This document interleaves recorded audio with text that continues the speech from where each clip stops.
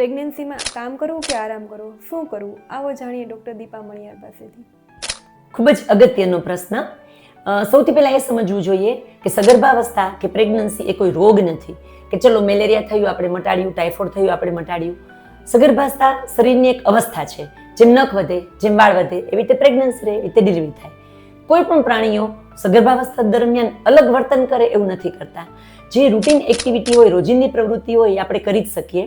જેમ જંગલમાં હરણને પ્રેગ્નન્સી હોય એને જીવ બચાવવા ભાગવું જ પડે, જેમ જંગલમાં સિંહણ વાઘણ છે એને પ્રેગ્નન્સી હોય તો શિકાર કરવા દોડવું જ પડે, એ રીતે આપણે રોજિંદી પ્રવૃત્તિ ચાલુ રાખી શકીએ.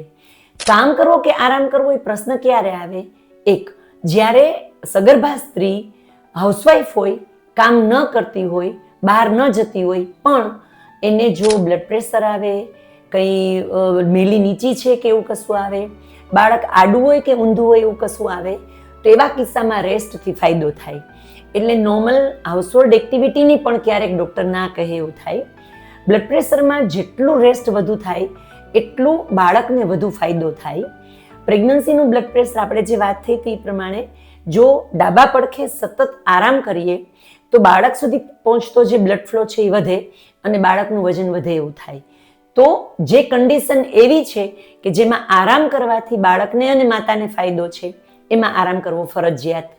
આ સિવાય નોકરી કરતી સ્ત્રીઓ હોય તો કામની શિફ્ટ બહુ વધારે હોય, ડ્યુટી બહુ હાડમારી વાળી હોય, જોબનું પ્લેસ અને ઘર બહુ દૂર હોય અને અપડાઉન કે એવું કાંઈ હોય તો આવા કિસ્સામાં થોડું બાંધછોડ કરીને અથવા થોડું શરીરને અગવડ ઓછી થાય એવી રીતે કામ કરવું પડે એવું થાય.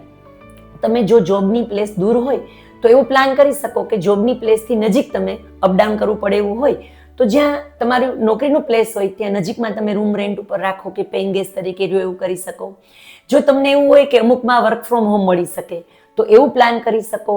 પણ જોબ કરતી વખતે જે જોબ કરવાથી ફાયદો થતો હોય એના કરતાં ગર્ભને અને માતાને નુકસાન થાય એવી કન્ડિશન હોય તો ડૉક્ટર તમને જોબમાં લીવ મૂકવાનું કે અથવા ક્યારેક એવું બને કે થોડો સમય વર્ક ફ્રોમ હોમ, થોડો સમય જોબ એવું પ્લાન કરવાનું કે. તો પ્રેગ્નન્સી નોર્મલ હોય તો તમારે નોકરી મૂકીને કે રૂટીન ઘરનું કામકાજ બંધ કરીને બેસી રહેવાની, સૂઈ રહેવાની જરૂર નથી.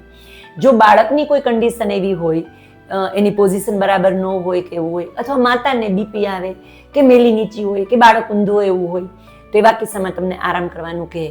રૂટીન ઘરકામની અંદર પણ તમે થોડી કાળજી સાથે કામ કરો એ જરૂરી છે. તમે કપડાં ધોવો તો બાળકને જોખમ નથી થવાનું, પણ ભાગદોડ કરો અને પગ લપસે, પડી ગયા, વાગી ગયું એવું થયું. તમે રૂટીન કામ કરતા હોય એમાં ટેબલ પર ચડો ને પંખા લૂછો ને પડો, વધારાના ધોણ કાઢો, પડદા ધોવા બેસો, સોફાના કાપડ કાઢો, આવું બધું ટાળો એટલું જરૂરી.